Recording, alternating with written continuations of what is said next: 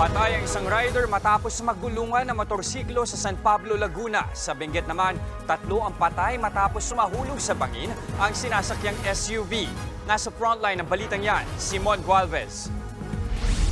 Sa pulsakuwang ito ng CCTV ang 11 taong gulang na estudyanteng patawid ng kalsada sa Taysan, Batangas nitong Sabado.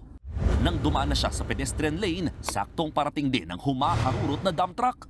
Hindi man hagip sa CCTV, pumailalim na pala ang bata at nakaladkad pa. Napahintong humaharurot na truck habang nagtakbuhan ng ilang residente para sumaklolo. Agad na isinugod ang estudyante sa ospital na nasugatan sa katawan at nagkabukol sa ulo. Maayos na ang kalagayan niya. Inako naman ng truck driver ang gastusin sa pagpapagamot ng biktima. Sa kuwang ito naman, sa Maharlika Highway sa San Pablo City, Laguna, makikita ang pagdaan ng motorsiklong ito nitong linggo. Ilang saglit pa, bumangga ang motor sa jeep sa harap nito.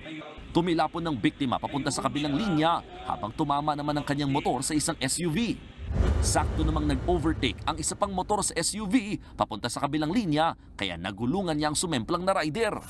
Isinugod sa ospital ang biktima pero idineklara ring dead on arrival. Nagpaabot ng tulong ang driver ng SUV. Nakipag-ugnayan na rin ang tsuper ng jeep sa mga otoridad para makausap ang pamilya ng namatay. Patuloy namang pinaghahanap ang nakasagasang rider. Masukal na bangin ang sinuong ng mga rescuers sa Tuba, Benguet nitong Sabado. Yan ay matapos mahulog sa 150 metrong lalim na bangin ang SUV na may sakay na magkakaanak. Inabot ng mahigit 1 oras ang rescue operations. Sa kasamaang palad, patay ang driver, ang padre de pamilya at 10 taong gulang niyang anak. Sugatan ng ina at 2 pa niyang anak. Patuloy pa silang nagpapagaling sa ospital.